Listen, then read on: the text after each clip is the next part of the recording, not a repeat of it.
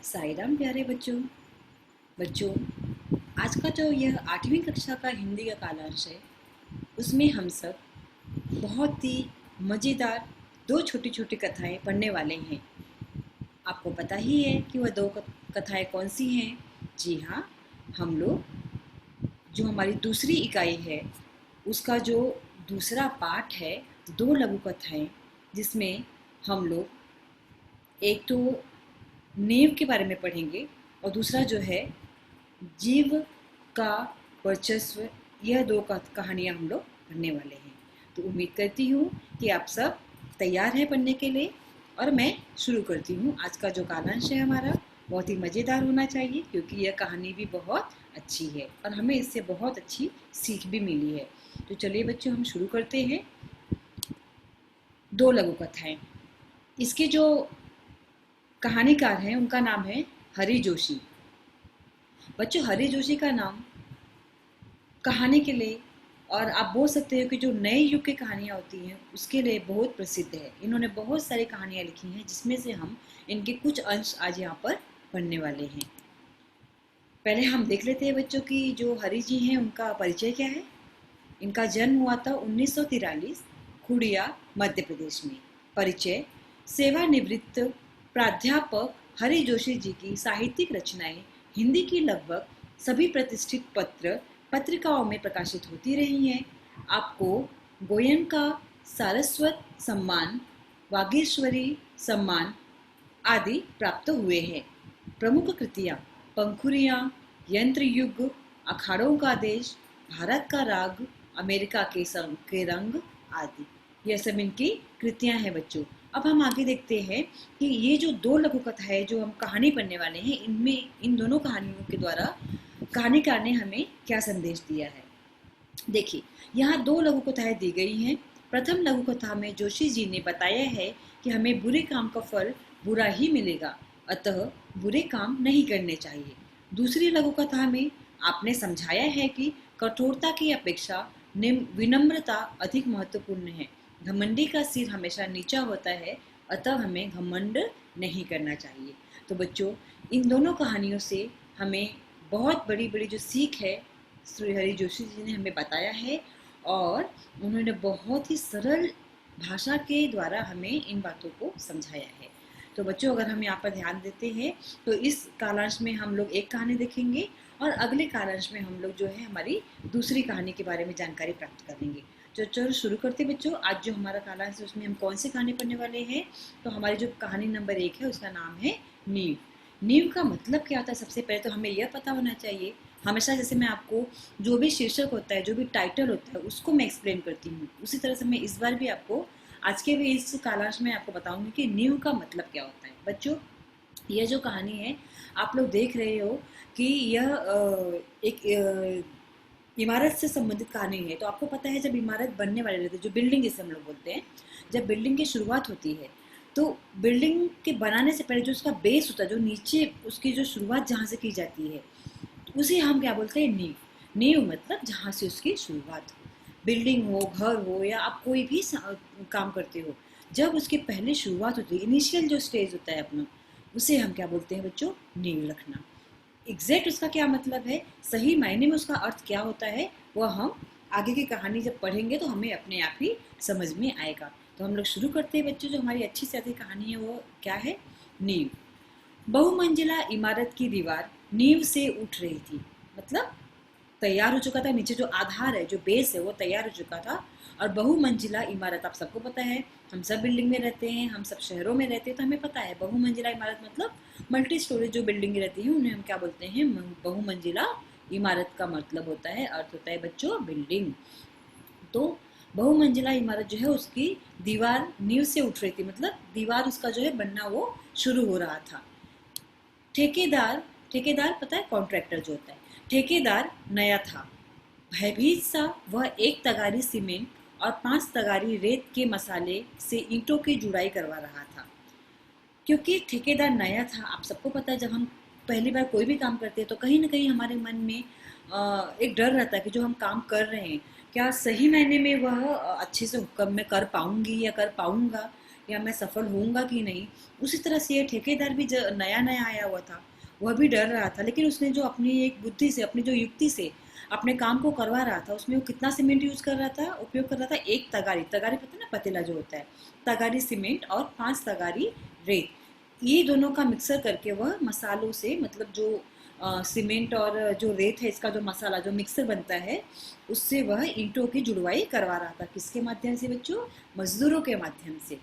अगले दिन अधिकारी महोदय आए। आप सबको पता है कि इंस्पेक्शन डिपार्टमेंट के जो लोग होते हैं, जो अधिकारी लोग होते हैं, हमेशा देखते हैं साइट पे जाके, जहाँ पे बिल्डिंगें बनती रहती हैं, कि सब काम सही से हो रहा है या नहीं।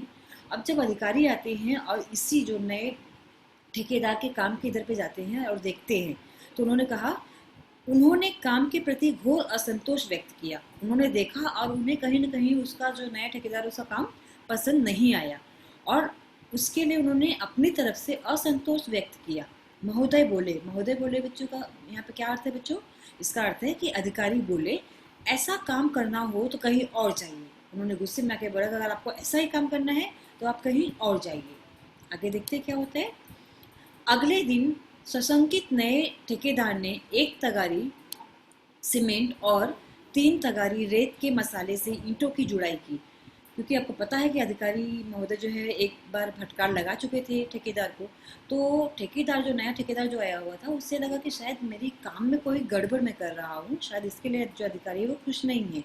तो उसने क्या किया कि फिर से जो अपनी क्वांटिटी थी, जो मसालों की क्वांटिटी थी ना, जो ईंटों को जुड़वाने का जो मसाला तैयार किया जा रहा था, उसको उसने थोड़ा सा और बदल दिया। अब 1 तगारी सीमेंट और 3 तगारी रेत के मसालों की उसने जुड़वाई करने लगी।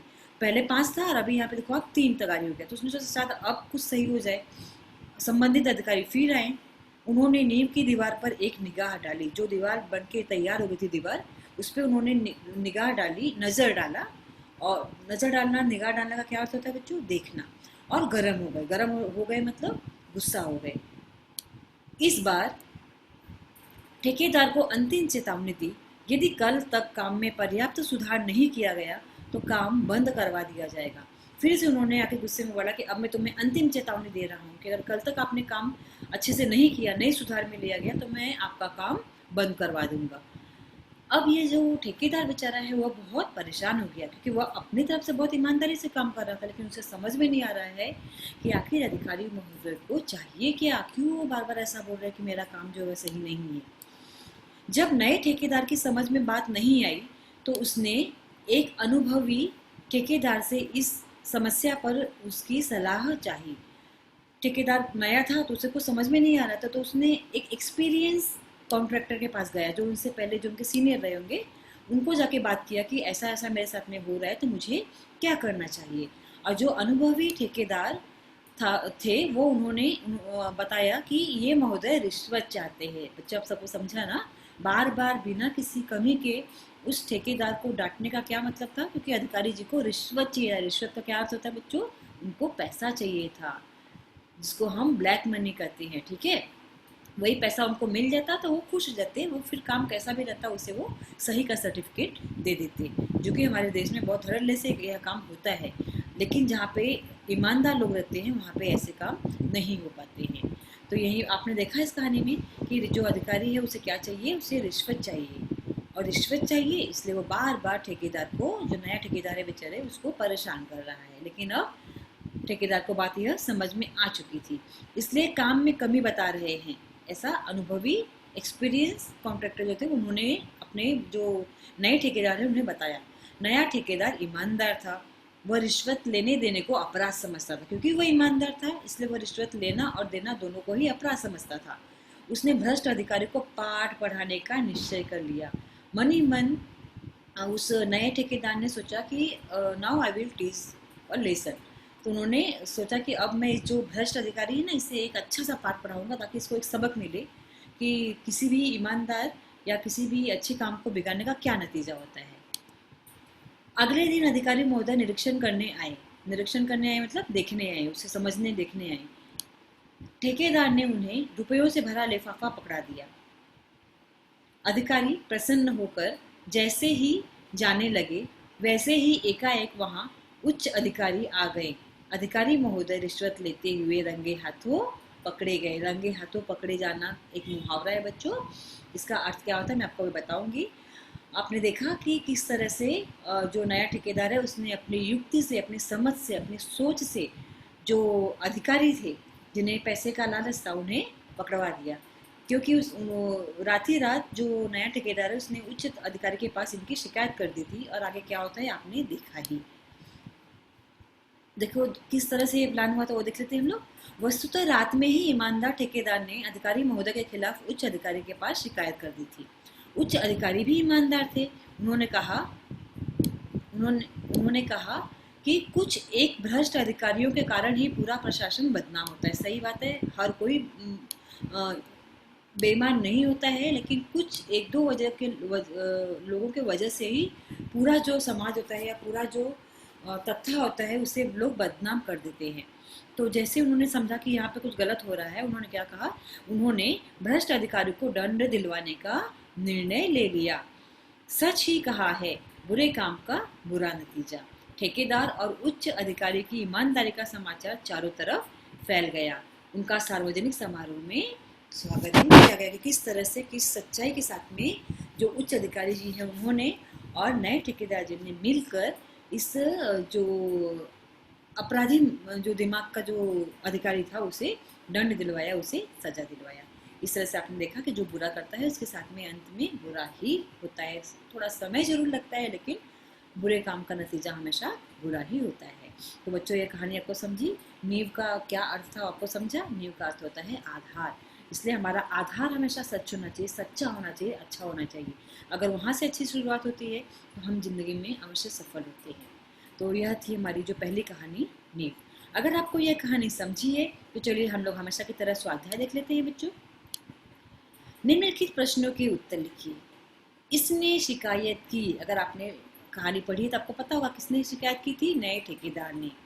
इसके खिलाफ शिकायत की। किसके खिलाफ किया था, अधिकारी महोदय के खिलाफ। शिकायत का नतीजा, अधिकारी महोदय को रिश्वत लेते हुए रंगे हाथ पकड़ा गया। इसके पास शिकायत दर्ज हुई। किसके पास हुई थी शिकायत बच्चों, अगर आपको याद होगा तो उच्च अधिकारी के पास हुई थी। अब हम अपना दूसरा जो प्रश्न है उसे देखते हैं बच्चों। आकृति पूर्ण कीजिए। नए ठेकेदार के गुण क्या थे। नए ठेकेदार के गुण जो थे,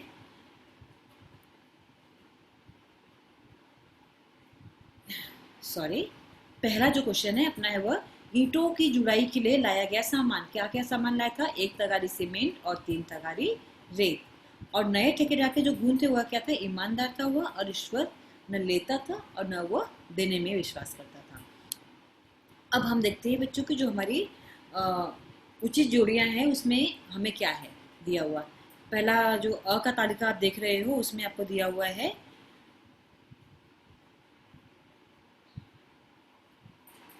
पहला है बहुमंजिला अधिकारी, नया ठेकेदार, अनुभवी ठेकेदार। अब हमें इसका वो सही उत्तर लिखना है।